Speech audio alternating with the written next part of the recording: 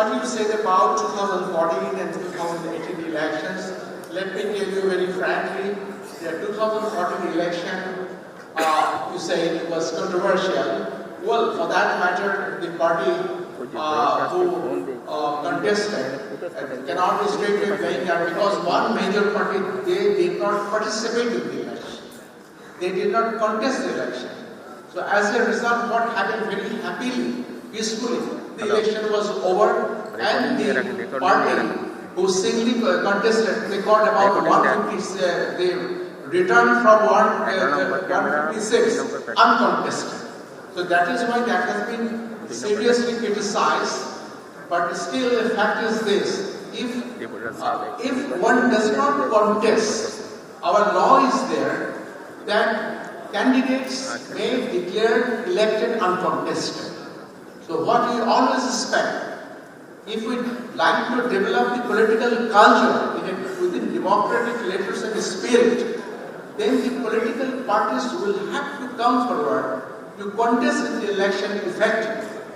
So if you do not contest and if another party sweeps the votes, so it is very difficult to criticize that party for sweeping the votes when the other party does not come to the election as a whole. So another thing you say that, but this time I can tell you that 2018, as regards 2018, I have no evidence with me, but I agree that there has been a big perception that the 2018 election was not fair and proper. But the ruling party doesn't agree with that. But the general perception that goes around, what I also do not disagree with, nor do I agree with.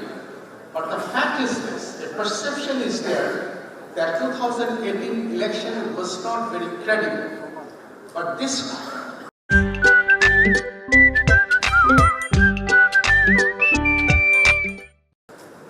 time, this election commission, more importantly, the government, mind you, the government, not the ruling party.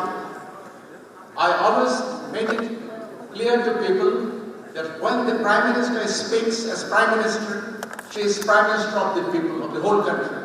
She doesn't belong to any political party. When she speaks in a meeting as head of a political party, she has a color as party head. So when the Prime Minister and many ministers say that this time election will be free, fair and credible. So this is a promise, this is a commitment coming from the high-ups of the political government, the government in power. So the government has undertaken the responsibility quite openly and publicly that they will ensure the ensuing election to be free, fair and credible. And together with that, we also have assured the people that since we have received the political commitment from the government, commitment of the state, commitment of the government, that election will be fair and election commission will be provided with all necessary cooperation and assistance, what we can legally claim. And we feel confident that we have been really receiving that amount of assistance from all sectors of the government, and we believe till the end of the election that support will be forthcoming from the side of the government, and we have told that all the executive orders of the government, we have made it clear to them that you must be under our command. You have to comply with the directives that we make to you, and you have to be subordinate to the election commission. We visited many places, we held a lot of meetings with them, and we are convinced that the public servants who will be handling the election or polling and allied measures, they will be sincerely, honestly and faithfully discharging their duties. And we are hopeful the election will be free, fair and credible. Thank you. My name is Venkat Narayan. I am from India. In democracies like India and the United States, the voter turnout tends to be ranges between 60 and 70%. In order to make sure that more people go to vote, countries like Australia have made voting compulsory. Does Bangladesh have any plans to make voting compulsory to ensure greater participation in the vote, in the elections? And also, do you have any plans to introduce electronic voting machines like they do in India and other countries? Thank you. Yes, thank you. One thing I had the occasion to meet your Chief Election Commissioner in Kathmandu while we went to observe the national election of Nepal probably a year back or a few months back. And I, of my own, asked him whether India has any way or any plan to introduce a system of electronic voting sitting from home. He told me that Indian Election Commission is working on that.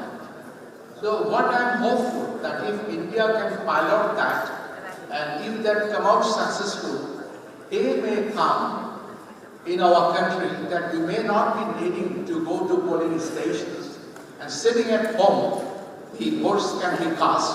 In that case, the problems that we face today will not be there.